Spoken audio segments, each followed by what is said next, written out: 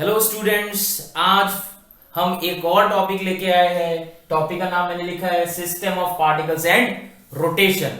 इस चैप्टर में हम लोग पढ़ने वाले centre of mass, rotation, rolling motion, torque, ठीक है, बहुत सारी चीजें, एंगुलर मोमेंटम, ये सारी चीज पढ़ने वाले हैं। Now this chapter is again one of the most important chapter. Okay, यहां से देखोगे तो हर साल क्वेश्चन आता है। आप कोई भी एंट्रेंस ले लो, आप बोलो जेईई मेंस, एडवांस या नीट, सब में इस चैप्टर से क्वेश्चन आता है। ठीक है, so we can say that ये चैप्टर हमारे लिए बहुत इंपॉर्टेंट है। ओके, बट पहले देखो, मैं कुछ बोलना चाहता हूं। आप प्लीज मेरे चैनल को सब्सक्राइब कर लो ताकि मैं कोई भी वीडियो अपलोड करूं तो आप लोगों को जल्दी से पता चल जाए। Okay, now look over here, system of particles and rotation. इसमें हमें क्या करना है, देखो, सेंटर ऑफ मास के बारे में पहले पढ़ना है। Okay, we are going to learn about what, centre of mass. Now let us try to understand what is this centre of mass. Centre of mass, ठीक है। अब ये सेंटर ऑफ मास के बारे में समझते हैं। अगर मेरे पास कोई भी एक सिस्टम हो या कोई भी एक बॉडी हो, आपको पता है हर बॉडी में एक पॉइंट ऐसा होता है जहां पर पूरा बॉडी का मास कंसेंट्रेटेड होता है। एक पॉइंट ऐसा होता है जहां पर पूरा बॉडी का मास कंसेंट्रेटेड होता है।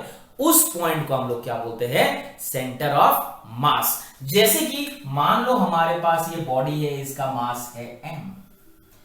इस पूरे बॉडी का मास कहीं ना कहीं तो कंसेंट्रेटेड होता है। We say that the whole mass of the body is concentrated somewhere in the body and that point will be called as centre of mass. अगर मैं इस पूरे बॉडी को एक सिंगल पॉइंट मास में दिखाऊं तो एग्जैक्टली इसका सेंटर ऑफ मास में उस पॉइंट को ड्रॉ करो और बोलो ये पूरा बॉडी का मास इस पॉइंट पे कंसेंट्रेटेड है जहां पर उसका सेंटर ऑफ मास है। ठीक है ना। So look over here, how we can write the definition of centre of mass. I hope आप लोगों को समझ में आया होगा। ऐसा कोई भी पॉइंट जहां पर पूरा सिस्टम का मास कंसेंट्रेटेड होता है, उस पॉइंट को हम लोग क्या बोलेंगे, centre of mass. So look over here, let me right the statement for you.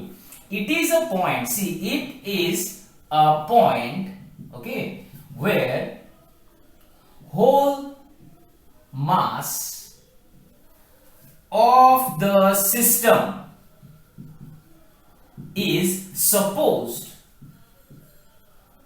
to be concentrated, ठीक है, समझ में आ रहा है ना।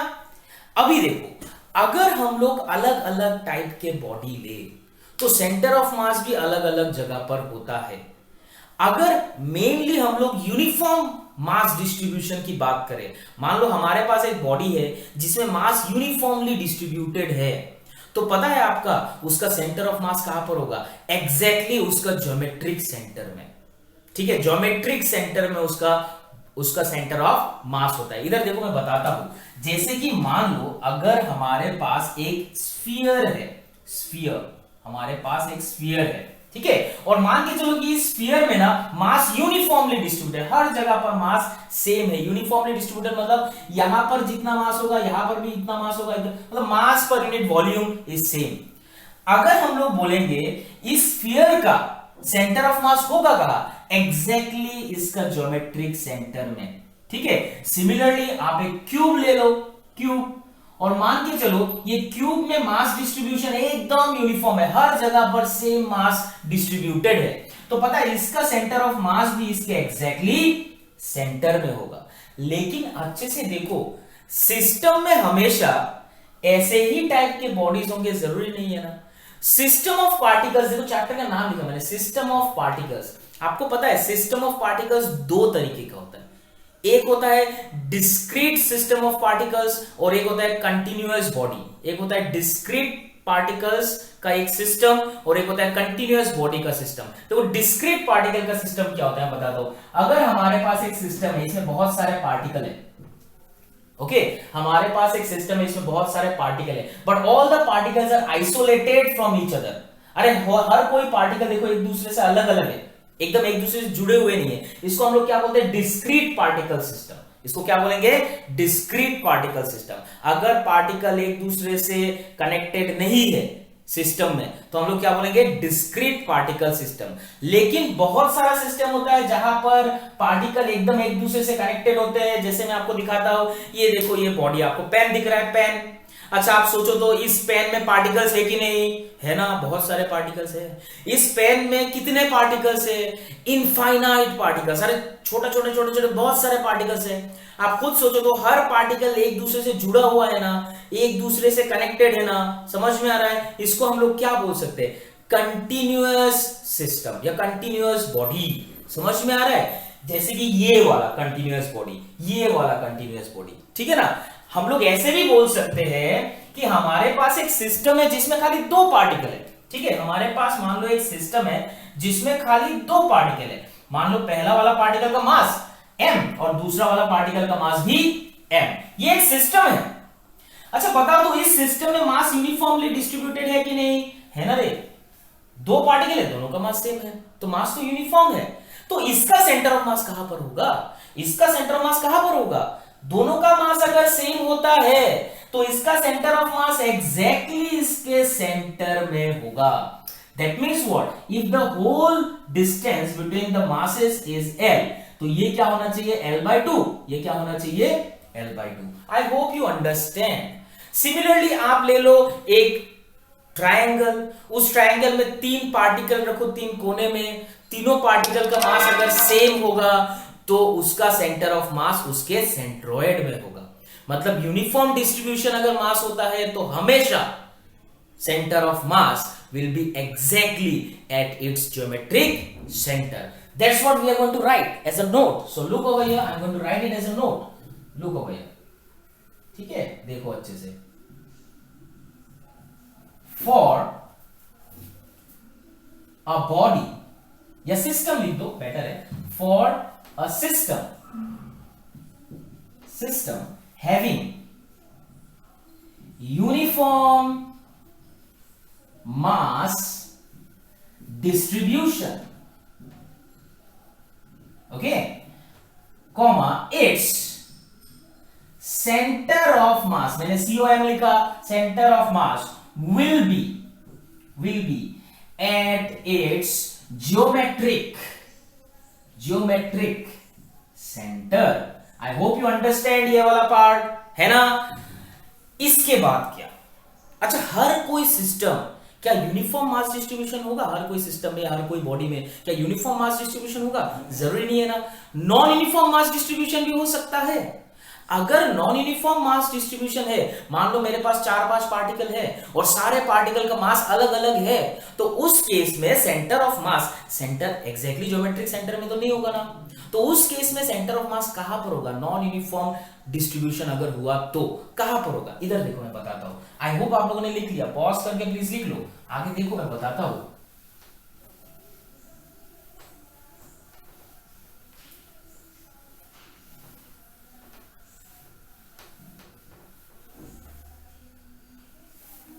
देखो, for non uniform mass distribution, ठीक है, for non uniform mass distribution.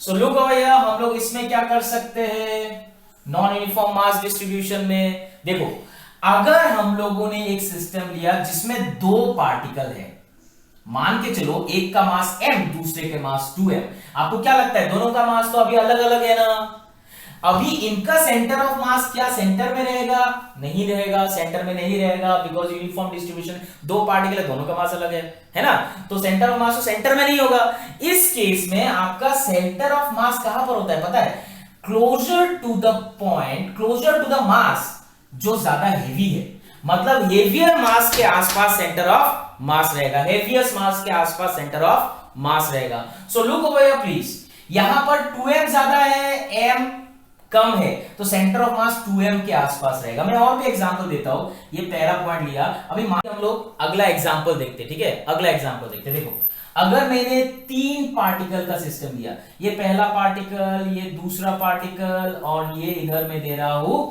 तीसरा पार्टिकल, ध्यान देना प्लीज, ठीक है। यहां पर इसका मास m1 मानो, इसका मास m2 मानो, इसका मास m3 मानो। अच्छा m1 और m2 आप मान के चलो कि m1 is less than m2, ये मान के चलो। आप खुद बताओ तो ये m1 और m2 का सेंटर ऑफ मास कहां पर आएगा? ये m1 और m2 का centre of mass obviously closer to m2 रहेगा, m2 ज्यादा भारी है तो यहां पर कहीं पर होगा सेंटर ऑफ मास। अच्छा इन दोनों का सेंटर ऑफ मास यहां पर है ना, लेकिन हमें सिस्टम का सेंटर ऑफ मास ढूंढना है। सेंटर ऑफ मास एक ऐसा पॉइंट है जहां पर ये सिस्टम मतलब इन दोनों का मास कंसेंट्रेटेड होगा, ये एक ऐसा पॉइंट होगा इन दोनों के बीच में जहां पर इन दोनों का मास कंसेंट्रेटेड होगा कि नहीं? तो मतलब इस पॉइंट को हम लोग क्या बोल सकते हैं, इन दोनों का centre of mass that is m1 plus m2, मतलब m1 और m2 को एक साथ कंबाइन कर देंगे तो यहां पर आके जुड़ेगा, ठीक है। फिर अगर मैं बोलूं कि m1 प्लस m2 दोनों को जोड़ के भी m3 से छोटा है, मतलब m3 is greater than addition of m1 and m2, तो अभी इन दोनों का आप देखो तो सेंटर ऑफ मास कहां पर आएगा? यहां पर आएगा ना, यहां पर, बिकॉज़ m3 बड़ा है तो m3 के पास रहेगा, तो यहां पर ये पूरा सिस्टम का सेंटर ऑफ मास रहेगा। अरे ऐसा करके आप कोई भी सिस्टम लो, नॉन यूनिफॉर्म डिस्ट्रीब्यूशन, जैसे कि आप देखो ये कोन देख लो, ये कोन का एग्जांपल ले, ये एग्जांपल नंबर 1, ये एग्जांपल नंबर 2 है ना। अगर हम लोग और भी एग्जांपल ले लाइक कोन, आप लोग ये पहले लिख लो, ठीक है। देखो अभी अगर हम लोग बोले कि हमारे पास एक कोन है, कोन, ठीक है,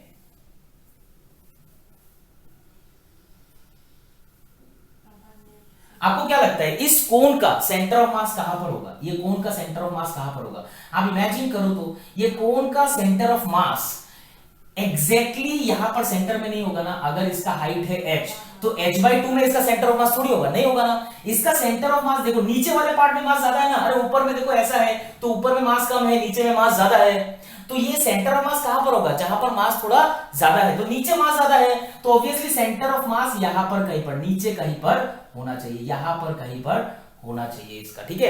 एंड ये हाइट अगर बोलते हो y, this y should be less than h/2, this y should be less than h/2, h/2 से मतलब h/2 आधा होता है, आधा से भी कम होगा। एग्जैक्टली कहां पर होता है मैं आपको एक टेबल दूंगा, उस टेबल में पूरा लिखा रहेगा एग्जैक्टली सेंटर ऑफ मास कहां पर होता है अलग अलग शेप के बॉडी के लिए। Okay, now try to understand this part. इसको अगर हम लोग थ्योरेटिकली लिखे तो कैसे लिखते हैं? देखो तो, for a non-uniform mass distribution, for a non-uniform if लिख दिया मैंने, for लिखते हैं, for a non-uniform mass distribution, comma center of mass of the system, center of mass of the system will be closer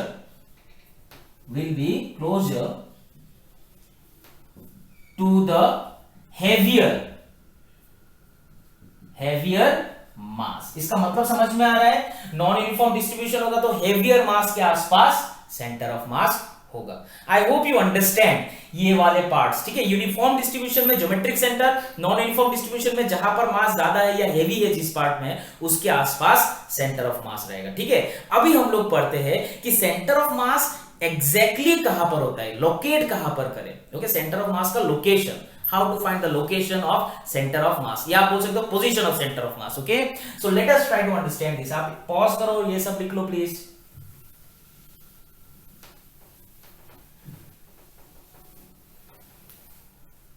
ठीक है, now look over here, position of centre of mass, ठीक है, position of centre of mass. Let us try to understand this. अच्छा, इसको समझने के लिए आपको ना एक और टर्म जानना पड़ेगा जिसको हम लोग बोलते हैं मास मोमेंट। ओके, ये मास मोमेंट क्या है ये जान लेते हैं तो देखना ये वाला निकालना बहुत आसान है। देखो, मास मोमेंट, ठीक है, हम लोग मास मोमेंट को ना हमेशा एक पार्टिकल के लिए डिफाइन करते हैं with respect to a point. Mass moment is always defined for a particle having some mass with respect to a point. एक पार्टिकल का मास मोमेंट हम लोग निकाल सकते हैं with respect to a given point हमेशा। अभी कैसे निकालते हैं ये सब चीजें, देखो इधर देखो। अगर मैं बोलूं मेरे पास एक पार्टिकल है जिसका मास है m, अभी इसका मुझे मास मोमेंट निकालना है अबाउट अ पॉइंट P, ये एक पॉइंट है। Now I need to find the mass moment of M about point P। तो मैं क्या करूंगा यहां पर, पहले इस पॉइंट P से मास मोमेंट तक ना एक पोजीशन वेक्टर बनाऊंगा। याद रखना ये पोजीशन वेक्टर किससे किस में रहेगा, पॉइंट से मास तक ये पोजीशन वेक्टर रहेगा। Okay, now we can write this, see mass moment of the particle, okay, having mass m, mass moment of this particle having mass m with respect to, with respect नहीं लिख के हम लोग लिखते हैं about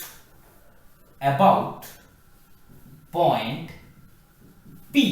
इस मास का मास मोमेंट निकाल रहे हैं about point P is given bye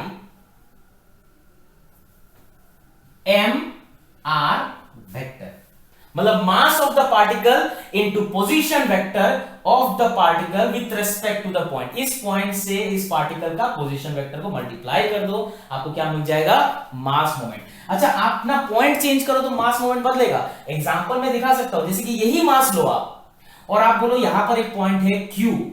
अभी इस पॉइंट से इस मास तक एक पोजीशन वेक्टर बना सकते हैं। मान लो उसका पोजीशन वेक्टर है x वेक्टर। तो what is the mass moment of m, mass moment of m about Q, mass moment of m about Q will be what, mx vector. अरे समझ में आ रहा है, मास moment of m about p will be what, mr vector. But ये जो r vector है या x वेक्टर, ये कैसे ड्रॉ करते हैं, उस पॉइंट से उस मास तक, from the point two the मास, ये पोजीशन वेक्टर होना चाहिए। Is this clear? I hope आपने मास मोमेंट को समझ लिया। ओके, हर एक पॉइंट के लिए हम लोग अलग अलग तरीके से लिख सकते हैं। Clear? So let us try to understand ये मास मोमेंट हमें कैसे हेल्प करेगा to find position of centre of mass, उसको हम लोग समझते हैं। आप लोग पॉज करके लिख लो प्लीज। अच्छा, तो हम लोगों ने मास मोमेंट देख लिया, मास मोमेंट क्या है हम लोगों ने अच्छे से देख लिया। अभी हम लोग देखते हैं मास मोमेंट का हेल्प लेके सेंटर ऑफ मास का पोजीशन कैसे निकाले। लोगो भैया, इसके लिए ना एक छोटा सा डेफिनेशन है सेंटर ऑफ मास का, ये जानना पड़ेगा। So let us try to understand it. देखो मैं लिखता हूं, समझ में आएगा। Centre of mass is a point in a system of particles। क्या लिखा मैंने, देखो अच्छे से, center of mass is a point in a system of particles where mass moments of all particles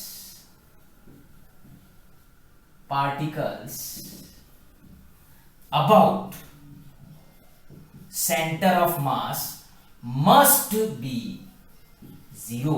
मतलब सेंटर ऑफ मास एक ऐसा point है जिसके about mass moment of all the particle, मतलब addition of mass moment of all the particles must be zero. Is this clear? तो यहां पर लिखा है, देखो, centre of mass is a point in a system of particles where mass moment of all the particles about centre of mass must be zero. इसका मैं explanation करता हूं, देखो समझ में आएगा। इसको ऐसे समझना और डायग्राम में समझना बहुत इंपॉर्टेंट है। जैसे कि मान के चलो मेरे पास कुछ पार्टिकल है, देखो ये जैसे कि मैंने लिख दिया m1 m2 m3, ये सिस्टम है ना।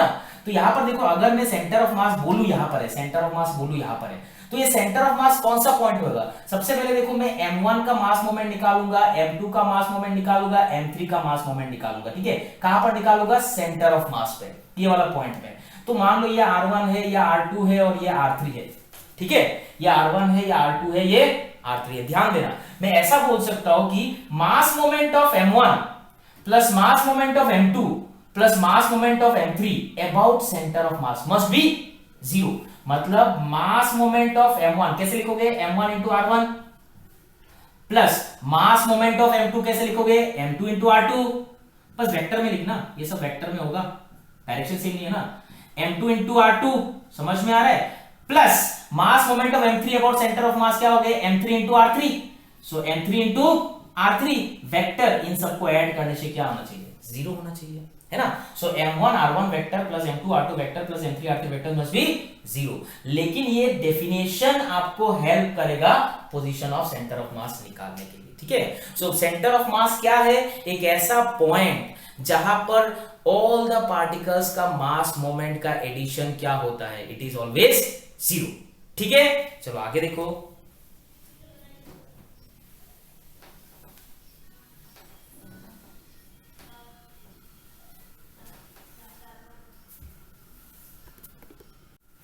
हाँ तो अभी देखो हम लोग क्या करते हैं, एक सिस्टम ऑफ पार्टिकल का exact position of centre of mass कैसे निकालना है वो भी देख लेते हैं। जैसे कि अगर हमारे पास एक सिस्टम ऑफ पार्टिकल है, हम लोगों ने क्या किया, कोऑर्डिनेट सिस्टम पहले ड्रॉ किया, एक्स वाई जेड, है ना। हमारे पास एक सिस्टम है जिसमें 3 पार्टिकल है, मान लो one is m1, the other is m2 and the other is m3। ऐसा 3 पार्टिकल, आप 4 5 6 कुछ भी ले लो, क्या फर्क पड़ता है। इधर देखो, अभी मान के चलो जो पहला पार्टिकल है उसका position vector from the origin is r1 vector, m2 second वाले का from origin is suppose r2 vector, ठीक है। मैं यहां लिखता हूं सेकंड वाले के लिए, यहां लिखता हूं r2 वेक्टर, और थर्ड वाले का position vector from origin suppose it is r3 vector, है ना। अभी इन तीनों पार्टिकल का सेंटर मास कहीं ना कहीं तो होगा। मान लो इन तीनों पार्टिकल का सेंटर मास यहां पर कहीं पर है, मान के चलो यहां पर हो, आपका मर्जी है, आप जैसे भी लिखना है। जैसे कि मान के चलो कि यहां पर है इसका सेंटर ऑफ मास, ठीक है। तो ये है सेंटर ऑफ मास, ये तीनों पार्टिकल का।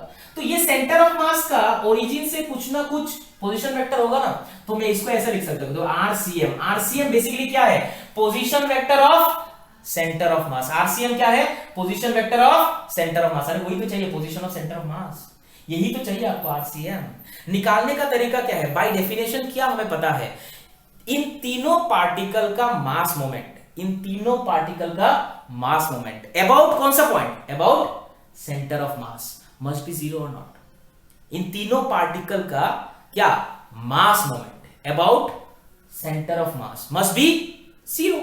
तो देखो तो इधर, देखो तो इधर, जैसे कि मैंने r1 लिखा पहला वाले का पार्टिकल का, लेकिन मास मोमेंट अगर आप m1 का निकालना चाहते हो, m1 का मास मोमेंट निकालना चाहते हो, तो आपको क्या करना पड़ेगा, सेंटर ऑफ मास से m1 तक, मतलब अबाउट दिस पॉइंट निकालोगे ना, तो सेंटर ऑफ मास से m1 के अबाउट क्या करोगे, आपको एक पोजीशन वेक्टर बनाना पड़ेगा, है ना। आपको पता है ना, जैसे कि मैंने बताया था, अगर मेरे पास एक मास है m, मुझे इसके अबाउट पोजीशन वेक्टर चाहिए p, तो मुझे क्या करना पड़ेगा, पॉइंट p से मास तक एक पोजीशन वेक्टर बनाना पड़ेगा, है ना। तो यहां पॉइंट p के जगह पर क्या है, सेंटर ऑफ मास, तो सेंटर ऑफ मास से m1 की तरफ एक पोजीशन वेक्टर बना, ठीक है। अभी इसका वेक्टर का वैल्यू जानो, ये वेक्टर का वैल्यू जानो, कैसे निकालेंगे, इसके लिए आप लोग ने पढ़ा होगा, क्या पढ़ा होगा, वेक्टर एडिशन, ट्रायंगल में पढ़ा है ना। अगर हमारा एक वेक्टर का हेड दूसरा वेक्टर का टेल के साथ कनेक्टेड है, मान लो ये वेक्टर है ए वेक्टर, ये है B vector, then the third side of the triangle will give you A vector plus B vector. ये तो पढ़ा होगा आप लोगों ने, है ना। अभी इधर देखो तो ध्यान देना, head of RCM, head of RCM is connected with the tail of, देखो head of RCM is connected with the tail of ये वाला वेक्टर, मान लो ये एक्स वेक्टर है और ये एक्स वेक्टर आपको चाहिए, तो आप सोचो तो RCM plus X must be equal to r1 और not, RCM plus X must be equal to r1। तो आप क्या लिख सकते हो, इधर पे ध्यान दो, अगर मैं लिख सकता हूं RCM vector plus X vector must be equal to r1 vector, सही है कि नहीं है, देखो अच्छे से, RCM plus X is equal to r1, सही है ना। Head of this vector tail of this vector connected है, तो इन दोनों का एडिशन तो ये होना चाहिए। अच्छा यहां से देखो तो अगर मैं एक्स वेक्टर निकालू तो मैं क्या लिख सकता हूं, r1 vector minus RCM vector. अरे सही है कि नहीं है, समझो इस बात को, नहीं समझ में आया तो पूछो, ठीक है, कमेंट सेक्शन में बता देना, I will explain it again. तो इधर ध्यान दो, हमें पहला पार्टिकल का पोजीशन वेक्टर मिल गया, सेंटर ऑफ मास से पहला पार्टिकल का पोजीशन वेक्टर मिल गया, जो एक्स वेक्टर है वहां पर क्या लिखा मैंने, देखो it is what, r1 vector minus RCM vector. अभी दूसरा पार्टिकल का मास मोमेंट अगर निकालना है, दूसरा पार्टिकल का मास मोमेंट निकालना है अबाउट सेंटर ऑफ मास, तो आपको पता है ना, सेंटर ऑफ मास से इसके पॉइंट तक एक पोजीशन वेक्टर लिखना पड़ेगा। अच्छा, इसको मान लो आप y वेक्टर, अच्छे से देखो, ये मान लो आपका y वेक्टर है। अब अच्छे से देखो, आरसीएम का हेड y का टेल के साथ कनेक्टेड है ना, देखो आरसीएम का हेड y का टेल के साथ कनेक्टेड है, मतलब RCM plus y must be equal to R2।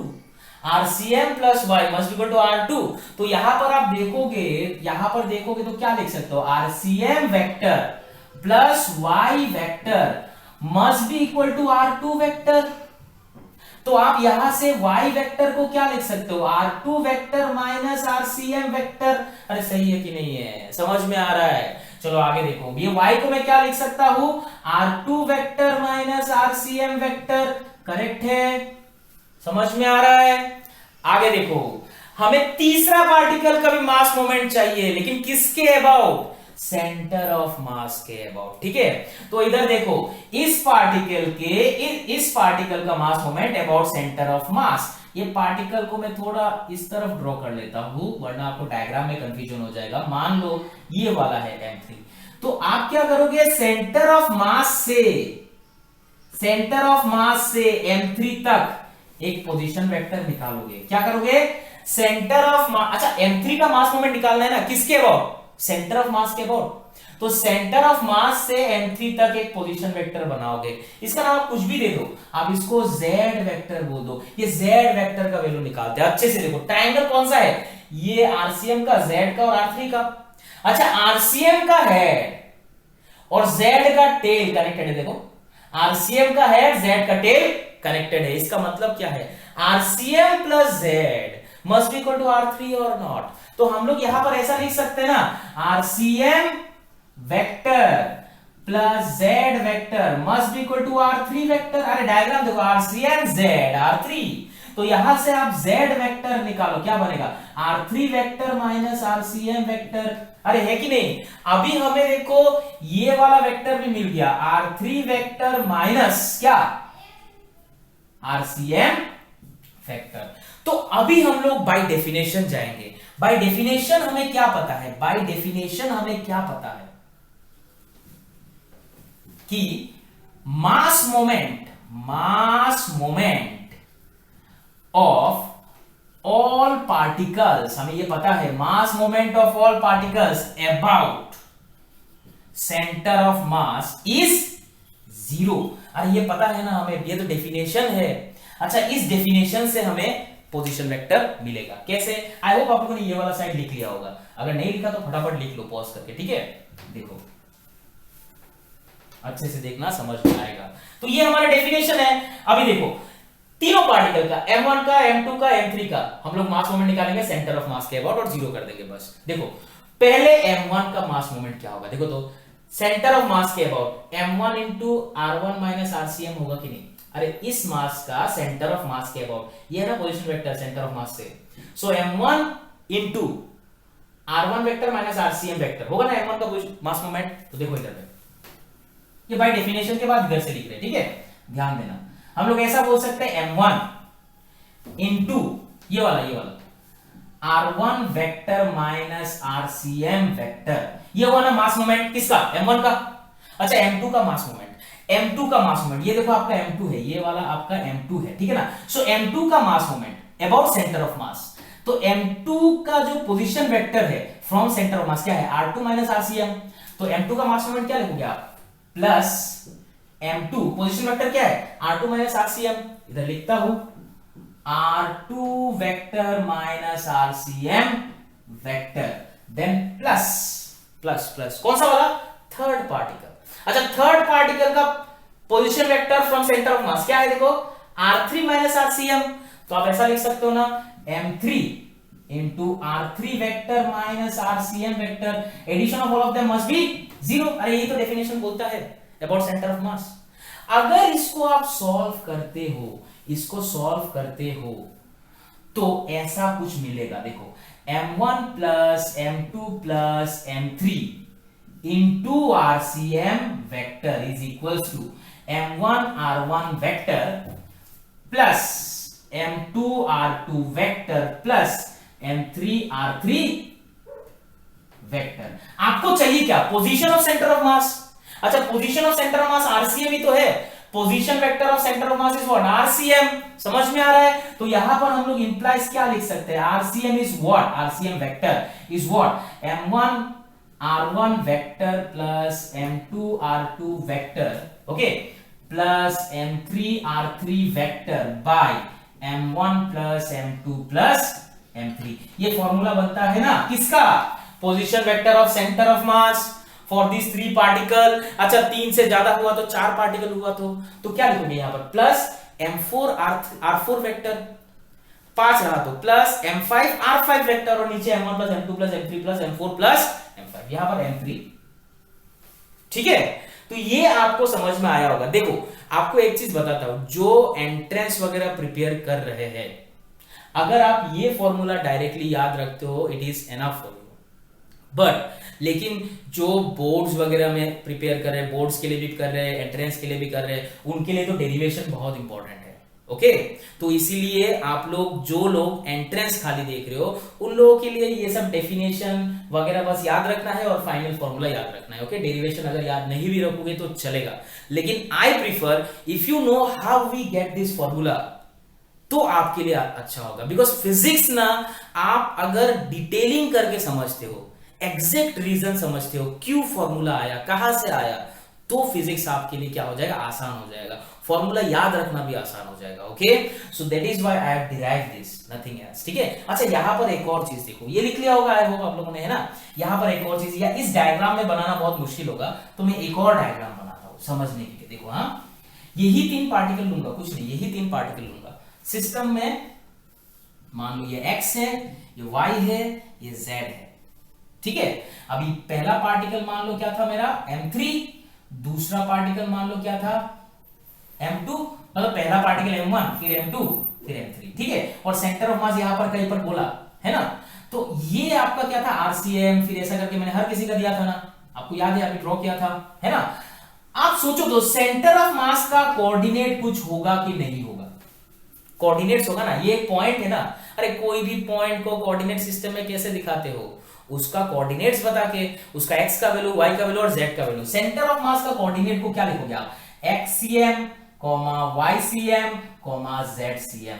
मतलब xcm क्या है? It is the value of centre of mass along x, value of centre of mass along y, मतलब distance of centre of mass along x axis. ycm क्या है? Distance of centre of mass along y axis। zcm क्या है? Distance of centre of mass along z axis। ठीक है ना, ये सबको पता है, क्या बताऊं। अच्छा, पहला पार्टिकल का भी तो कुछ कोऑर्डिनेट होगा। मान लो पहला पार्टिकल का कोऑर्डिनेट है x1, x2, x1, y1, z1। ये पहला पार्टिकल का कोऑर्डिनेट है। ये मान लो दूसरा पार्टिकल का, सेकंड पार्टिकल का कोऑर्डिनेट क्या होगा? x2, y2, z2। और थर्ड पार्टिकल का भी तो कोऑर्डिनेट होगा x3, y3, z3। I hope you understand, मैंने हर पार्टिकल का कोऑर्डिनेट लिखा है। पहला पार्टिकल का x1, y1, z1, दूसरा पार्टिकल का x2, y2, z2, तीसरा पार्टिकल का x3, y3, z3, और सेंटर ऑफ मास का कोऑर्डिनेट xcm, ycm, zcm। अच्छा, अगर मैंने सेंटर ऑफ मास का कोऑर्डिनेट मुझे पता है, तो मैं क्या बोल सकता हूं कि सेंटर ऑफ मास इस पॉइंट में होगा जहां पर x का वैल्यू इतना होगा, y का वैल्यू होगा, z का वैल्यू इतना होगा। आप लोग मोस्ट ऑफ द क्वेश्चन में देखोगे, आप xcm, ycm और zcm निकालोगे, मतलब the point where the centre of mass is located, this is the point where centre of mass is located. यहां पर अगर मैं बोलूं कि xcm कैसे निकालते हैं, आपको बस coordinate of all the particles पता रहना चाहिए। The formula is like this, m1 x1 plus m2 x2 plus m3 x3 by m1 plus m2 plus m3। समझ में आ रहा है? अरे इसके जैसा ही तो है, यहां पर पोजीशन वेक्टर के फॉर्म में लिखा, यहां पर कोऑर्डिनेट के सिस्टम में लिखा, और कुछ नहीं। ये x1 x2 x3 क्या है समझ में आ रहा है डायग्राम में? x1 is the x coordinate of m1, x2 is the x coordinate of m2, x3 is the x coordinate of m3। ठीक है, सिमिलरली आप बोलो ना ycm भी तो लिख सकते हैं। कैसे लिखेंगे रे? m1 y1 plus m2 y2 plus m3 y3, अरे है कि नहीं? By m1 plus m2 plus m3। समझ में आ रहा है? सिमिलरली हम लोग zcm भी लिख सकते हैं। zcm it is what? m1z1 plus m2z2 plus m3z3 plus, अरे कितना लिखो, देखो m1 plus m2 plus m3, ऐसा करके आप xcm zcm और ycm तीनों निकाल सकते हो। ठीक है, so you please right it down. हम लोग आगे बढ़ते हैं, लेकिन आगे हम लोग अभी न्यूमेरिकल करेंगे, उसके बाद आगे जाएंगे कंटिन्यूअस सिस्टम के लिए। Okay, so please right it down.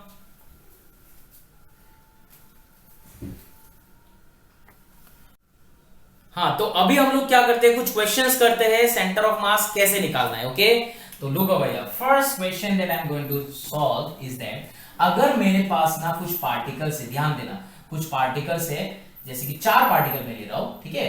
पहला पार्टिकल मैंने लिया m, दूसरा पार्टिकल मान लो 2m, तीसरा पार्टिकल मान लो 3m, चौथा पार्टिकल 4m, ठीक है। और मैं ये बोल रहा हूं कि इनका जो कोऑर्डिनेट सिस्टम में दिया हुआ है कुछ ऐसा है, मतलब ओरिजिन कुछ ऐसा है, यहां पर है 4m में ओरिजिन है, ठीक है। और मुझे क्या चाहिए, find the position of centre of mass. Question में बोल रहा है फाइंड द पोजीशन ऑफ, क्या चाहिए, सेंटर ऑफ मास, ठीक है। अभी देखो position of centre of mass कैसे मिलता है, अगर मैंने सेंटर ऑफ मास का एक्सीएम निकाल लिया, वाईसीएम निकाल लिया और जेडसीएम निकाल लिया, तो मैं बोलूंगा कि सेंटर ऑफ मास इस पॉइंट में है।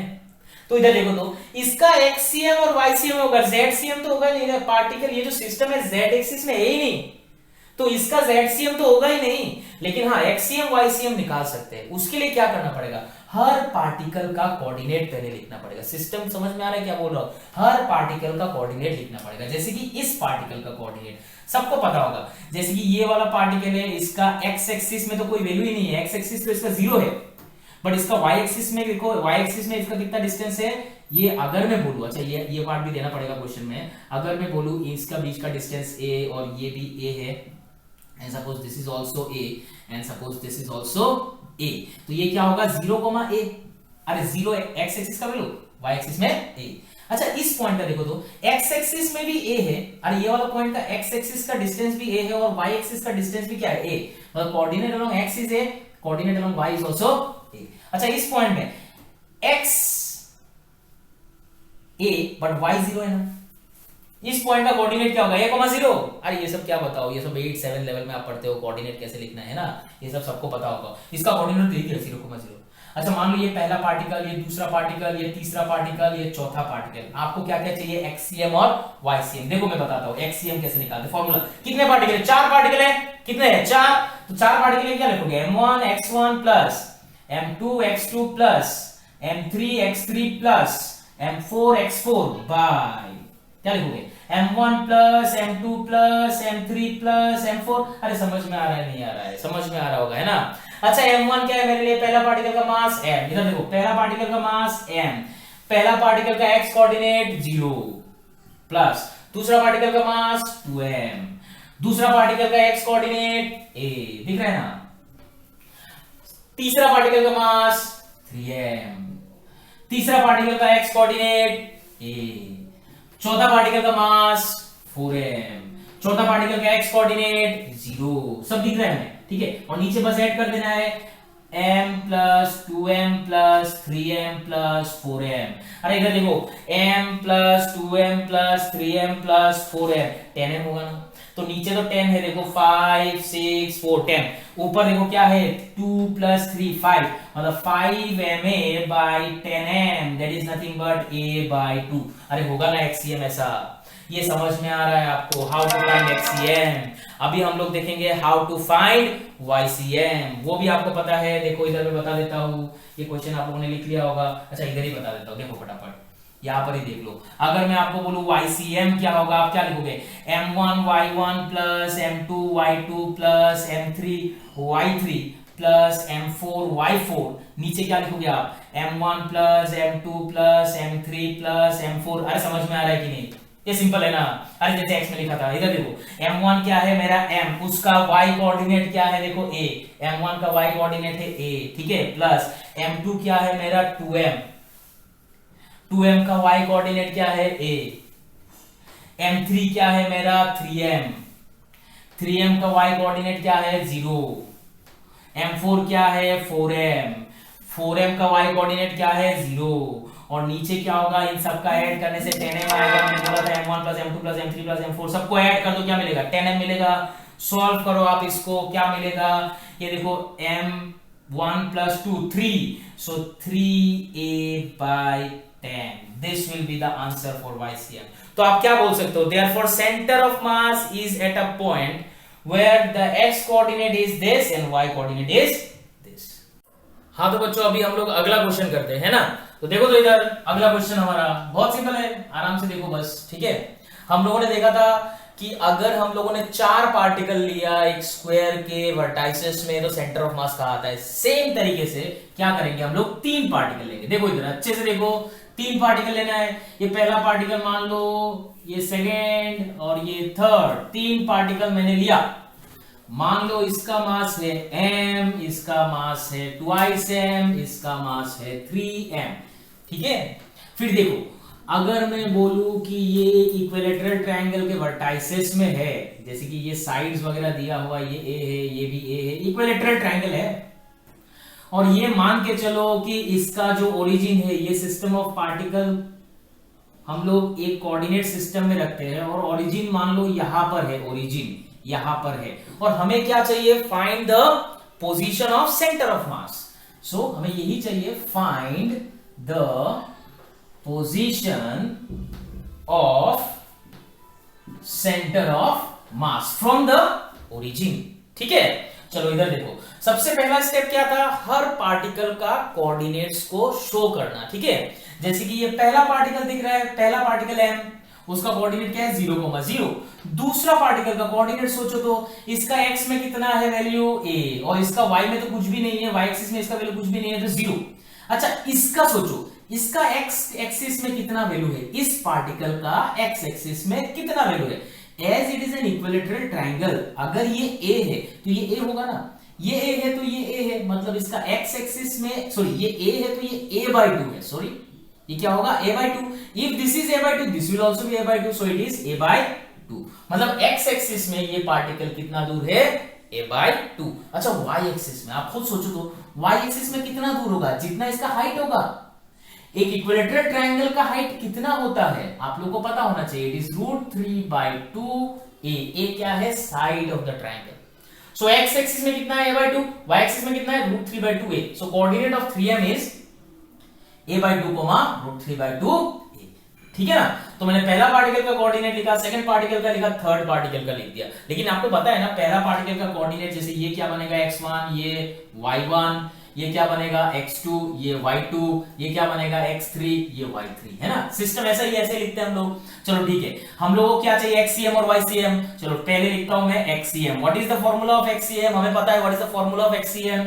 It is m1 x1 plus m2 x2 plus m3 x3 by, 3 particle है ना रे, m1 plus m2 plus m3, 3 particle है तो ऐसे लिखेंगे। चलो ठीक है, इधर देखो इज इक्वल्स टू m1, इसको पहला मानो, इसको दूसरा मानो, इसको तीसरा मानो। m1 कितना है m, x1 कितना है, x1 कितना है 0, प्लस m2 कितना है 2m, x2 कितना है, देखो x2 कितना है a, प्लस m3, आपका m3 कितना है, देखो 3m, and what about x3, देखो x3 कितना है a/2, और नीचे इन तीनों मास का addition m1 m2 m3, m1 है आपका m, m2 है 2m, m3 है 3m। समझ में आ रहा है आपको। चलो इधर देखो, ये तो 0 के लिए कुछ भी नहीं होगा, इधर पे देखो 2 है, इधर 3/2 है ना। So I hope you know 2 plus 3/2 हम लोग क्या लिख सकते हैं, 2 to 4, 4 plus 3 7, so it is 7/2। तो यहां पर ऊपर में क्या होगा 7/2 ma, नीचे कितना है देखो 3 2 5 प्लस 1 6 6 ma, इसको काटो तो आपको मिलेगा 7/12, मिला ना xcm। अभी बात करते हैं ycm का। ये भी सब लोग जानते हैं, फॉर्मूला क्या होगा, m1 y1 plus m2 y2 plus m3 y3 by m1 plus m2 plus m3। समझ में आ रहा होगा आपको। आगे m1 क्या है m, y1 देखो क्या है 0, m2 क्या है 2m, y2 क्या है, देखो रे y2 क्या है 0 है कि नहीं। फिर m3 क्या है 3m, और y3 क्या है, देखो तो y3 क्या है, y3 √3/2a, so it is √3/2a, और नीचे जैसा है वैसे सब मास का एडिशन m + 2m + 3m। इसको सॉल्व करो, आप बताओ, ये तो कटेगा, ये 0 है, ये भी 0 है, लेकिन इधर पे क्या होगा, देखो 3√3/2, सॉल्व करो इसको, क्या आ जाएगा पता है 3√3/12a। ये आपका YCM मिल गया, XCM मिल गया। That is what is the position of centre of mass, centre of mass will be at a position where the x coordinate is 7/12a, y coordinate is √3/12a। इसको आप और भी छोटा कर सकते हो, ये 3 और इसको काटो, आपका मर्जी है, ठीक है। So this is the final answer that we can write. लिख लो फटाफट, हम लोग आगे का क्वेश्चन करेंगे, ठीक है। Right it down please.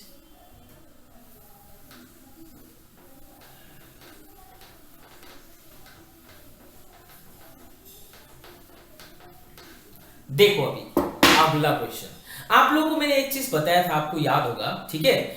अगर हम लोगों ने एक रॉड लिया, रॉड, अगर वो रॉड यूनिफॉर्मली डिस्ट्रीब्यूटेड है, उस रॉड में मास, तो उसका सेंटर ऑफ मास कहां पर आएगा, सेंटर में आएगा ना। उसी कंसेप्ट से ना क्वेश्चन करेंगे, ठीक है। तो देखो हमारे पास मान लो दो रॉड है, दो रॉड, ये पहला रॉड और ये दूसरा रॉड, ठीक है। ये पहला रॉड का लेंथ है L, मास है m, इसका भी लेंथ है L, मास है m।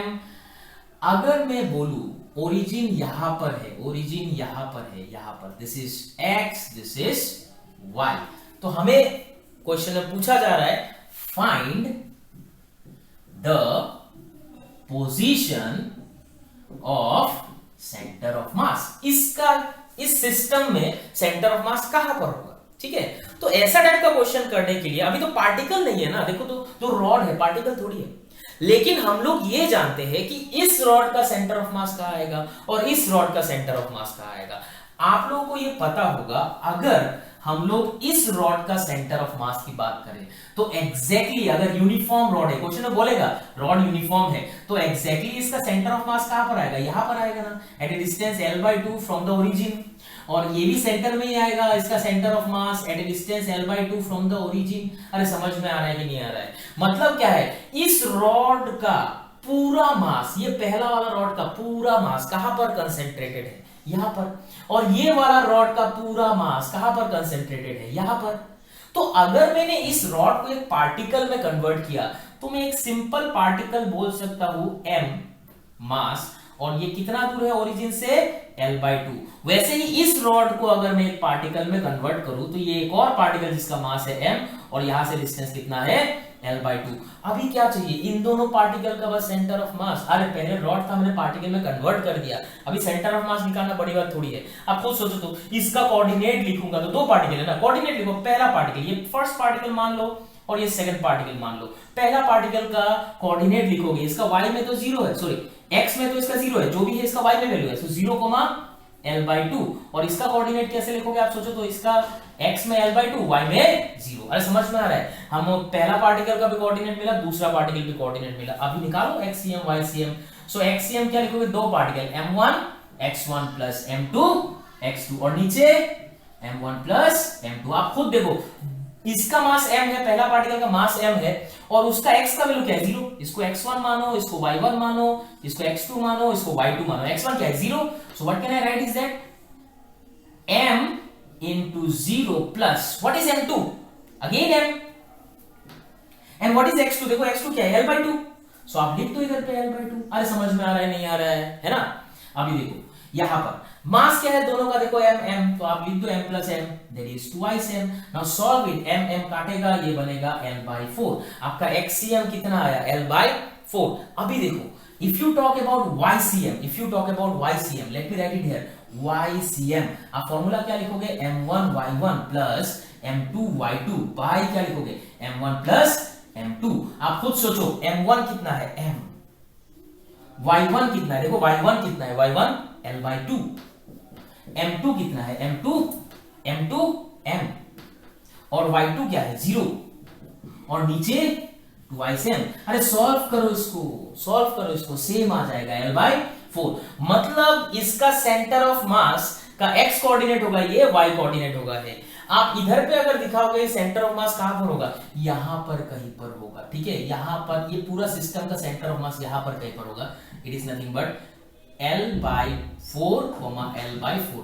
एक चीज पता चल रहा है, देखो इस क्वेश्चन से एक चीज हमें पता चल रहा है कि centre of mass of the system is not necessary on the body itself. मतलब सेंटर ऑफ मास नेसेसरी नहीं है कि बॉडी के अंदर ही आए। देखो इस सिस्टम में सेंटर ऑफ मास बॉडी के बाहर है, तो ये जरूरी नहीं है कि हमेशा सेंटर ऑफ मास बॉडी के अंदर ही है, बॉडी के बाहर भी जा सकता है ना।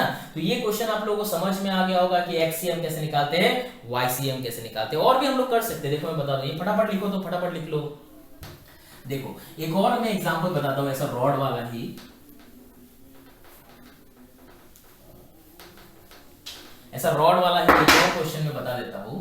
देखो अगर मेरे पास ऐसा एक रॉड है, ठीक है, और इस रॉड का लेंथ मान लो है 2l, the length of the rod is 2l, और यहां पर एक और रॉड है, ठीक है, और इसका लेंथ मान के चलो है l, इसका 2l, इसका l, और ये एकदम बीच में है, मतलब ये भी l ही है, ठीक है, और ओरिजिन ना यहां पर कहीं पर है, ओरिजिन यहां पर कहीं पर है।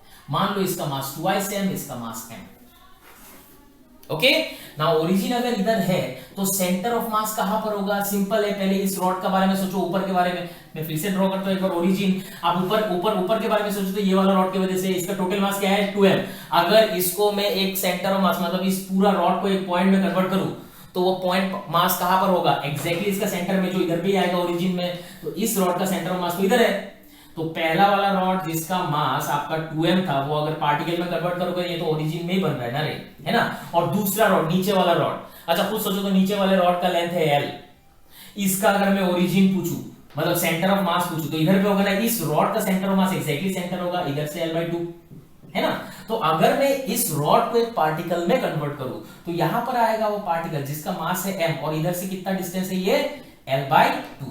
अरे क्लियर है कि नहीं है, आप खुद सोचो तो इसका कोऑर्डिनेट क्या लिखोगे। देखो ये तो ओरिजिन के नीचे है, तो कोऑर्डिनेट सिस्टम के हिसाब से लिखोगे तो ओरिजिन के नीचे तो माइनस लिखोगे ना, एक्स में तो कुछ भी नहीं है, वाई एक्सिस में क्या है -l/2। I hope you understand, origin इधर है, ओरिजिन के नीचे है length, negative X, Y axis में है ये value, okay. Now if I ask you what is the value of XCM, आप खुद सोचो तो, अगर मैं इसको x1 बोलूं, इसको y1 बोलूं, इसको x2 बोलूंगा, इसको y2 बोलूंगा, आप खुद देखो x1 भी 0 है, x2 भी 0 है, x1 भी 0, x2 भी 0, मतलब क्या है, एक्सीएम 0 होगा वैल्यू रखने के बाद, because the body is symmetrical about y axis. आप ऐसा देखो ना, ये वाला लाइन की इस तरफ जैसा है उस तरफ भी वैसा ही है ना, सिमेट्रिकल है ना इस लाइन के अबाउट, मतलब सेंटर ऑफ मास पक्का इसी लाइन पे कहीं ना कहीं पर होगा। अगर सेंटर ऑफ मास इसी लाइन पर होता है, इस लाइन पर कहीं ना कहीं होता है, तो इस लाइन पर तो x का वैल्यू पूरा 0 होगा ना। अरे ये y एक्सिस वाला लाइन है, y एक्सिस लाइन वाला लाइन पे आपका एक्सीएम क्या होगा 0। और हमेशा याद रखना, आपको एक चीज बता रहा हूं, अगर आपको ऐसा कोई लाइन दिखा जिसके अबाउट दोनों साइड में देखोगे तो सेम टू सेम अगर दिखता है, मतलब इट इज सिमेट्रिकली डिवाइड कर रहा है इस साइड को इस साइड को, तो सेंटर ऑफ मास उसी लाइन पर आएगा। तो पक्का सेंटर ऑफ मास अगर इस लाइन पे आता है, इस लाइन पे x का वैल्यू तो हमेशा 0 है, तो एक्सीएम 0, और इधर देखने से भी समझ में आता है। अच्छा चलो ठीक है, YCM की बात करते हैं। YCM क्या बनेगा, m1 y1 plus m2 y2 by m1 plus m2। चलो वैल्यूज रखते हैं। m1 क्या है मेरा, m1 ये वाला 2m, इनटू y1 क्या है देखो 0, m2 क्या है मेरा m, y2 क्या है देखो -l/2, और नीचे 2m प्लस m, मतलब 2m plus m, it will be 3m। Solve करो, m कटेगा, इट इज -l/6। मतलब सेंटर ऑफ मास कहां पर आ रहा है, -l/6, मतलब क्या है, नेगेटिव y एक्सिस में आ रहा है, यहां पर कहीं पर आएगा -l/6। Are you getting this. तो बेसिकली आपको एक्सीएम वाईसीएम अगर रॉड्स वगैरह के लिए या कंटिन्यूअस बॉडी के लिए निकालना है तो आपको क्या करना है, वो पूरा बॉडी को एक पॉइंट मास में कन्वर्ट कर देना है। कैसे करोगे कन्वर्ट, अगर यूनिफॉर्म बॉडी है तो एग्जैक्टली उसका सेंटर में कन्वर्ट हो जाएगा, पूरा बॉडी का मास यहां पर होगा और इसके लिए पूरा बॉडी का मास यहां पर होगा, फिर 2 पार्टिकल बन गया, लगा दो formula. It's very easy, I hope you understand this part, ठीक है ना। एक और क्वेश्चन में देता हूं आपको, देखो होमवर्क के लिए देता हूं, ये लिख लो, पार्टिकल सिस्टम का ही देता हूं, आप खुद से ट्राई करना, ठीक है। ये वाला क्वेश्चन आप खुद से ट्राई करना। मैं क्या कर रहा हूं, कुछ पार्टिकल्स ले रहा हूं, ठीक है।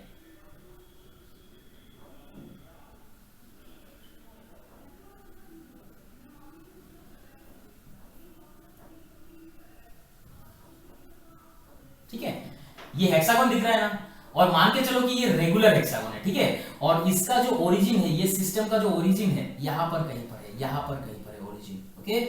ओरिजिन यहां पर है, this is Y, this is X. आपको दिख रहा है सब कुछ, अभी बस लिखना है find the position of centre of मास। ये वाला प्लीज ट्राई करना। क्या करना पड़ेगा आपको बताओ, ये सारा पार्टिकल आपको दिख रहा है, अच्छा सारा पार्टिकल का मास आप लिख लो, ये m है, ये 2m है, ये 3m है, ये 4m है, ये 5m है और ये 6m है, सबका मास अलग अलग है, ओके। तो आप क्या करोगे, जैसे ये m है, इसका कोऑर्डिनेट निकालो, इस पार्टिकल का कोऑर्डिनेट निकालो, हर पार्टिकल का कोऑर्डिनेट निकालो, तो आपको क्या मिलेगा, x1 y1 x2 y2 x3 y3, है ना, ये सब मिलेगा। फिर फॉर्मूला लगा देना है xcm का, फिर ycm का, आंसर आ जाएगा। सो प्लीज ये खुद से ट्राई करना, ओके, राइट इट डाउन। हाँ, अभी हम लोग क्या करते हैं, देखो हम लोगों ने अभी तक जो पढ़ा है, क्या पढ़ा है, सेंटर ऑफ मास, अगर हमारे पास बहुत सारे पार्टिकल है तो सेंटर ऑफ मास कैसे निकालते हैं, ये देख लिया, कहां पर होता है ये देख लिया हम लोगों ने।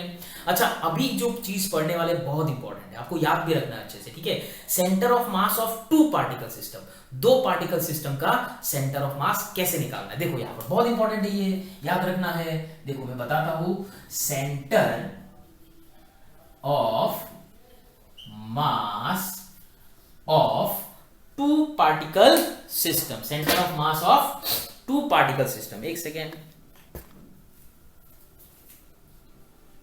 टू पार्टिकल सिस्टम मतलब हमारे पास दो पार्टिकल होगा सिस्टम में, ठीक है। तो देखो पहले मैंने एक पार्टिकल ले लिया, मास है m1, दूसरा पार्टिकल ले लिया, मास है m2, मान के चलते हैं कि इन दोनों का बीच का डिस्टेंस है r, ठीक है। अभी हमें निकालना है कि इनका सेंटर ऑफ मास कहां पर होगा, ठीक है। तो अच्छे से देखना, अगर मैं बोलूं कि सेंटर ऑफ मास यहां पर कहीं है, सेंटर ऑफ मास मान के चलो m1 इज ग्रेटर, तो m1 के आसपास ही रहेगा, चलो यहां पर है सेंटर ऑफ मास, ठीक है ना। आपको याद है definition of centre of mass, definition of centre of मास याद है, definition of centre of mass क्या बोलता था कि मास moment of all the particles about center of mass is zero. Mass moment of all the particles about center of mass is zero. मतलब इस particle का mass moment about centre of mass plus इस particle का mass moment about centre of mass, इन दोनों को add करूंगा तो जीरो आना चाहिए, डेफिनेशन है। अच्छा, अगर मैं बोलूं ये m1 जो है सेंटर ऑफ मास से x दूरी पर है, x नहीं, मैं बोलता हूं सेंटर ऑफ मास m1 से मान लो r1 दूर है, तो सेंटर ऑफ मास m2 से कितना दूर होगा सोचो तो, it should be r minus r1 और नॉट। अरे समझ में आ रहा है कि नहीं ये वाला पार्ट, है ना। अभी देखो बाय डेफिनेशन हम लोग ये जानते हैं मास मोमेंट, मैं लिख रहा हूं mass moment of m1 about centre of mass plus mass moment of m2 about centre of mass, इन दोनों को ऐड करने से क्या होना चाहिए, जीरो, ये हमें पता है। अच्छा इधर देखो, अगर मैं बोलूं ये मेरा है m1 और ये at a distance x from centre of mass है, इसका मास मोमेंट कैसे लिखते हैं, इधर देखो तो मैंने बताया था आपको, अगर आप इसका mass moment about centre of मास निकालना चाहते हो तो सेंटर ऑफ मास से इस मास की तरफ आपको क्या करना है, एक पोजीशन वेक्टर बनाना है। इधर पे तो मैंने r बोला था ना, r1 है ना, तो सेंटर ऑफ मास से इस पार्टिकल की तरफ आपको एक पोजीशन वेक्टर बनाना है, जो क्वेश्चन के हिसाब से डिस्टेंस है r1, तो ये r1 वेक्टर बन जाएगा, है ना। और अगर आप बोलते हो कि सेंटर ऑफ मास इधर है और आपका जो M2 है इधर है, M2 है इधर है, M2, ठीक है ना, तो आपको अगर M2 का मास मोमेंट निकालना है क्या करना पड़ेगा, सेंटर ऑफ मास से M2 के तरफ एक पोजीशन वेक्टर बनाना पड़ेगा। तो सेंटर ऑफ मास से M2 की तरफ पोजीशन वेक्टर क्या है, देखो तो आपका R vector minus R1 vector है ना। आप वेक्टर में नहीं लिखोगे, डिस्टेंस दो बस ये, लेकिन डायरेक्शन तो देखो इसका, ऐसा नहीं लिख के देखो R माइनस R1, आप खुद देखो इसका डायरेक्शन इस तरफ है, इसका डायरेक्शन इस तरफ है।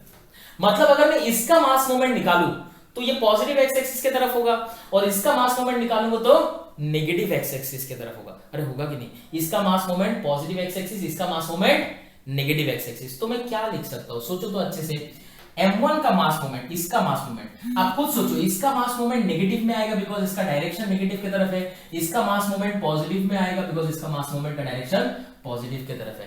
तो इसका मास मोमेंट इसका मास मोमेंट ऐड करने से जीरो आना चाहिए, उसको मैं पॉजिटिव में लिखता हूं। देखो m2 मास मोमेंट क्या होता है, mass into distance from the point, so m2 into r minus r1, और उसके बारे में सोचो तो minus m1 into r1 must be equal to zero. अरे सॉल्व करो इसको, यहां से अगर मैं m2 को मल्टीप्लाई कर दूं दोनों से, m2r माइनस क्या होगा m2r1 है ना, यहां पर क्या है देखो तो minus m1r1 must be equal to zero. आप यहां से ना सॉल्व करो अच्छे से, आपको r1 अगर निकालना है तो निकाल के देखोगे, it is m2r by m1 plus m2। इसका मतलब क्या है, what is this r1, this r1 is what, distance of centre of mass from m1। अरे है कि नहीं, m1 से कितना दूर है, m1 से कितना दूर है सेंटर ऑफ मास, m1 से कितना दूर है centre of mass, m2r by m1 plus m2। और ये आपको पूरा याद रख लेना है, ठीक है। और ऐसा नहीं कि एक ही तरीका करने का, और भी तरीका है, ठीक है, बट इस तरीके से आपको समझ में आ रहा होगा। मैंने क्या किया, m1 का मास मोमेंट निकाला, m2 का मास मोमेंट निकाला, अभी दोनों का डायरेक्शन अलग है ना, m1 का मास मोमेंट इस तरफ, देखो m1 का मास मोमेंट इस तरफ, m2 का मास मोमेंट इस तरफ, दोनों का मास मोमेंट का डायरेक्शन अलग, मतलब एक का पॉजिटिव तो दूसरे का नेगेटिव, इस साइड का पॉजिटिव मानोगे तो इस साइड का नेगेटिव, बस उसी तरीके से सॉल्व कर लो। अच्छा आप सिमिलरली सोचो तो सिमिलरली अगर मैं R2 निकालूं, R2 क्या है मेरा, R2 ये वाला आपका R2 है, ये वाला आपका R2 है। अगर मैं बोलूं ये R2 है, देखो it is equals to R2, अगर मैं लिखता हूं तो R2 क्या है, distance of centre of mass from M2। पता है इसको सॉल्व करने से क्या आएगा, m1r by m1 plus m2। अरे कैसे आएगा आप खुद सोचो ना, r माइनस r1 करो ये तो आ ही जाएगा। तो बेसिकली ये क्या है, distance of centre of mass from m2। तो आपको याद रखना है, क्या याद रखना है, पहला पार्टिकल सेंटर ऑफ मास से कितना दूर रहेगा, m1 सेंटर ऑफ मास से कितना दूर रहेगा, m2r, m1 सेंटर ऑफ मास से कितना दूर रहेगा, m2r, m1 प्लस m2 नीचे, ठीक है। और m2 सेंटर ऑफ मास से कितना दूर रहेगा, m1r bye m1 plus m2। दिख रहा है ना formula, you need to remember this, I hope you understand this part, okay. आगे हम लोग पढ़ते हैं, क्वेश्चन करेंगे, ठीक है, आप लिख लो फटाफट ये। हाँ तो अभी एक क्वेश्चन देखते हैं, ठीक है, आसान क्वेश्चन रहेगा लेकिन आपको समझना है, वेरी इंपॉर्टेंट है। देखो इधर, अगर मेरे पास दो पार्टिकल है, एक का मास मान लो है m, दूसरे का मास मान लो है 2m, 2 नहीं 3m लिख देता हूं, ठीक है। और मान लो इन दोनों का बीच का डिस्टेंस है 10 सेंटीमीटर, ठीक है, ये हो गया। अभी देखो अगर मैं ऐसा बोलूं, इफ 3m is, ये m नहीं लिख के मैं ऐसा लिखूं क्या, ये पहला वाला 1 kg है और दूसरा वाला 3 kg है, तो आपके लिए और थोड़ा आसान हो जाएगा। इफ 3 kg mass is displaced by 4 metre towards, metre नहीं सेंटीमीटर लिखता हूं बिकॉज यहां पर ये सेंटीमीटर में है, टुवर्ड्स राइट, ठीक है, comma by how much distance 1 kg mass should be displaced by how much distance 1 kg mass should be displaced so that center of mass, so that position of, ऐसा लिखता हूं, so that position of center of mass does not change. ठीक है, centre of mass of the position of centre of mass does not change. अच्छा, आप देखो question समझ लो. ठीक है, आपके पास दो पार्टिकल है, इन दोनों पार्टिकल का सेंटर ऑफ मास कहीं ना कहीं तो होगा. मान लो इधर पे कहीं पर है, यहां पर कहीं पर है, मान के चलो. ठीक है, अब आप लॉजिकली सोचो तो सेंटर ऑफ मास इधर है. 3 kg मास को मैंने 4 मीटर अगर इस तरफ डिस्प्लेस किया तो 1 kg मास को मैं कितना डिस्प्लेस करूंगा ताकि सेंटर ऑफ मास अपने जगह पर ही रहे. 3 kg मास को आपने 4 सेंटीमीटर डिस्प्लेस किया तो 1 kg मास को कितना डिस्प्लेस करे ताकि सेंटर ऑफ मास अपने जगह पर रहे. ठीक है ना. कैसे करना है इस टाइप का क्वेश्चन को अच्छे से देखना. ठीक है, लुक ओवर हियर प्रॉपर्ली. सबसे पहली बात, अगर मैं बोलूं, ध्यान देना, इन दोनों का सेंटर ऑफ मास यहां पर है. ओके, इन दोनों का सेंटर ऑफ मास कहां पर है? यहां पर है. तो मैं सेंटर ऑफ मास का देखो, अगर मैं ये पूरा सिस्टम मतलब कोऑर्डिनेट सिस्टम में देखो, ये पूरा एक्स एक्सिस में है, वाई सी एम कुछ भी नहीं है, तो क्या मैं ऐसा लिख सकता हूं? देखो, तो एक्सीएम को if I say that this is m1, this is m2, तो ये x1 हो जाएगा, ये x2 हो जाएगा, ऐसा लिख सकता है ना. m1 is equal XCM is what? m1 x1 plus m2 x2 by m1 plus m2. अरे लिख सकते हैं कि नहीं लिख सकते? समझ में आ रहा है? अच्छा, अगर मैं लिखूं change in centre of mass, change in XCM, आप खुद सोचो तो मास थोड़ी चेंज हो रहा है, एक्सीएम का पोजीशन अगर चेंज हो रहा है तो आप ऐसा लिख सकते हो ना, m1 del x1, मतलब डेल्टा लिख लो या आप लिखो डिफरेंशिएशन वाला part, plus m2 del x2 by m1 plus m2. अरे ऐसा लिख सकते हो कि नहीं लिख सकते हो? अच्छा, ऐसा लिख सकते हो क्या? सोचो तो, if I differentiate whole the all sides, तो कुछ ऐसा लिखोगे ना. अरे इधर में x को डिफरेंशिएट करो, यहां पर x को डिफरेंशिएट करो, यहां पर भी x को डिफरेंशिएट करो. अच्छे से देखना, this is small change. Small change की जगह पर आप ऐसा लिख दो डेल्टा, लार्ज चेंज, तो कोई प्रॉब्लम नहीं है. ठीक है, ऐसा लिख सकते हैं, कोई प्रॉब्लम नहीं है. याद रखना, ये बहुत हेल्प करेगा आपको समझने में. ये del x1 क्या है? del x1 क्या है? It is change in position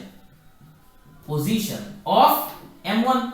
ये del x1 क्या है? Change in position of x1. अच्छा, del x2 क्या है? ये बनेगा आपका change in position of m2, है ना. अरे m2 का कितना पोजीशन चेंज हो? Displacement of m2. आप बोल सकते हो m2 का डिस्प्लेसमेंट. del x1 क्या है? m1 का डिस्प्लेसमेंट. और ये क्या है? del xcm. ये क्या होगा? चेंज इन पोजीशन या डिस्प्लेसमेंट आप बोल सकते हो ऑफ सेंटर ऑफ मास. ठीक है, सो del x1 पता है, del x2 पता है, del xcm पता है. अभी देखो बहुत आसानी से, इस क्वेश्चन में सेंटर ऑफ मास चेंज हो रहा है क्या? सेंटर ऑफ मास डिस्प्लेस हो रहा है क्या? नहीं ना. तो इस क्वेश्चन में सेंटर ऑफ मास का चेंज जो है वो 0 होना चाहिए ना. Change in centre of mass, centre of mass does not change बोल रहा है, मतलब सेंटर ऑफ मास चेंज नहीं हो रहा है, पोजीशन सेंटर ऑफ मास का चेंज नहीं हो रहा है, तो del xcm मस्ट बी 0. अच्छा, m1 क्या है मेरा?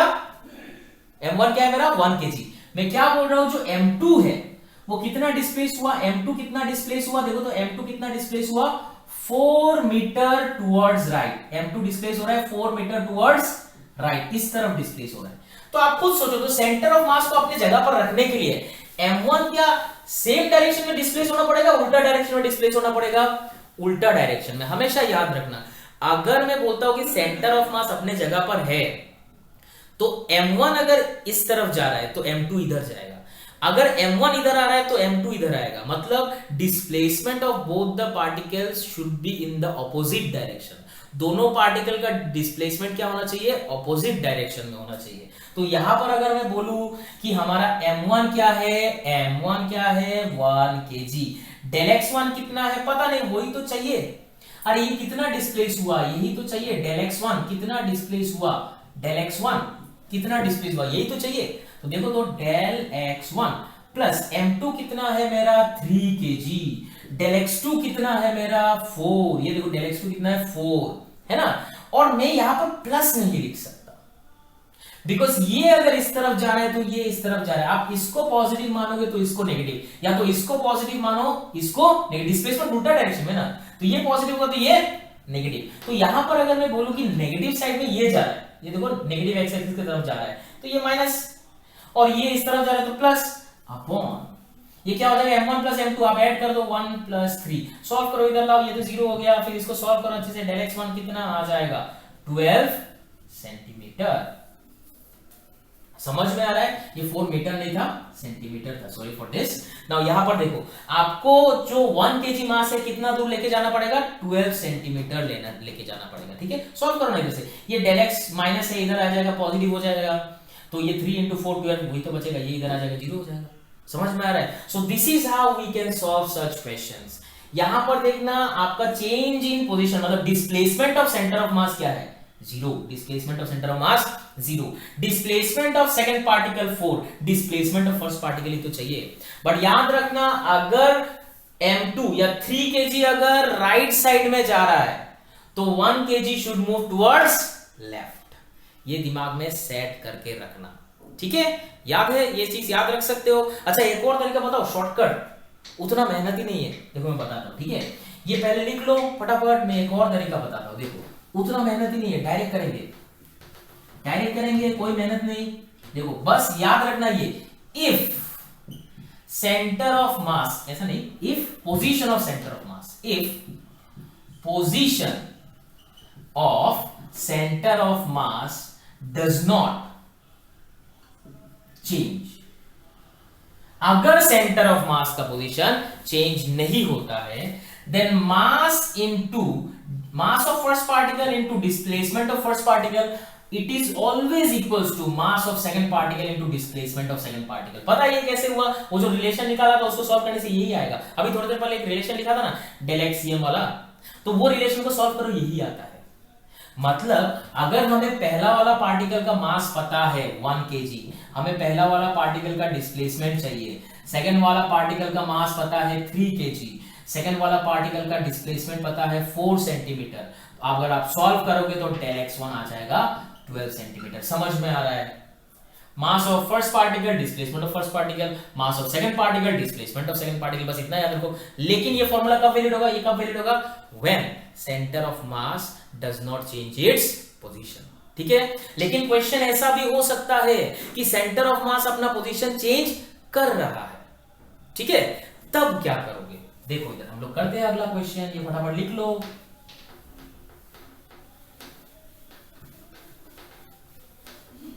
ठीक है, देखो इधर अगर हमारे पास 2 पार्टिकल है, फिर से बना रहा हूं 2 पार्टिकल, पहला वाला 2 kg और अगला वाला 3 kg, ठीक है। इफ आई डिस्प्लेस, देखो if 3 kg mass is displaced by 5 centimeter towards right, ठीक है, and comma by how much distance, by how much distance 2 kg mass should be displaced so that okay center of mass, so that center of mass is displaced by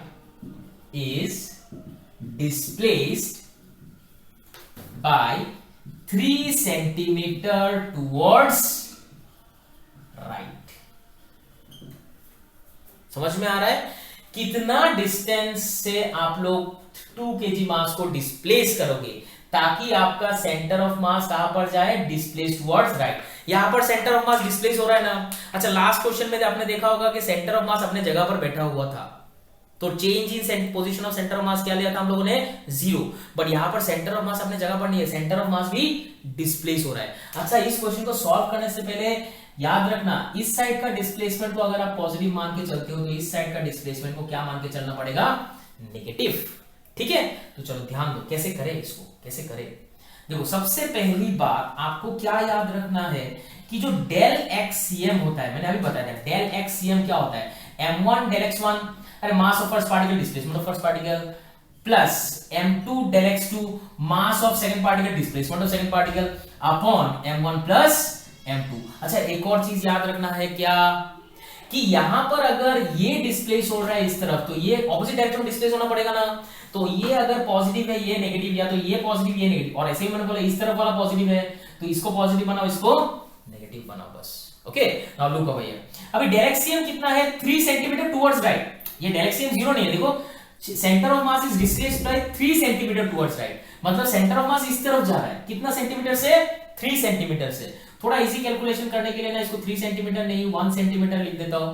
अगर ये 1 centimetre से इस तरफ जा रहा है तो आप खुद सोचो, राइट तरफ जा रहा है ना, अगर सेंटर ऑफ मास इधर था तो सेंटर ऑफ मास जो है आपका इस तरफ जा रहा है ना, तो centre of mass is also displacing towards right, positive होगा नेगेटिव होगा, क्या होगा रे, पॉजिटिव होगा ना, सो प्लस 1 सेंटीमीटर, प्लस 1। ठीक है, अच्छा इधर देखो, इसको माइनस क्यों दूंगा मैं, माइनस क्यों, बिकॉज इसका डिस्प्लेसमेंट इस तरफ है, लेफ्ट तरफ है, तो इसका क्या होगा माइनस, देखो m1 कितना है मेरा, m1 क्या है 2 kg, और डेल x1 तो हमें चाहिए, प्लस m2 कितना है मेरा, m2 कितना है 3 kg, और डिस्प्लेसमेंट कितना है देखो 5 सेंटीमीटर, डिस्प्लेसमेंट कितना है 5 सेंटीमीटर। अच्छे से देखो सेंटीमीटर लिखने का जरूरत नहीं, सेकंड पार्टिकल का मास, सेकंड पार्टिकल का डिस्प्लेसमेंट, और नीचे क्या लिखोगे m1 प्लस m2, m1 कितना है 2, m2 कितना है 5, लिख दिया। अच्छा इधर देखो 5 प्लस 2 7, 7 को इधर लाओ 7 है ना, ये फिर क्या लिख दो -2 डेल x1, और यहाँ पर क्या लिखो प्लस 3 into 5, 3 into 5 कितना है, 3 into 5 फटाफट 3 into 5 कितना होगा आपका 15। अच्छा इसको इधर लाओ, क्या लिखोगे आप 15 minus 7, 15 minus 7 क्या लिखोगे -8 is equals to -2 del x1।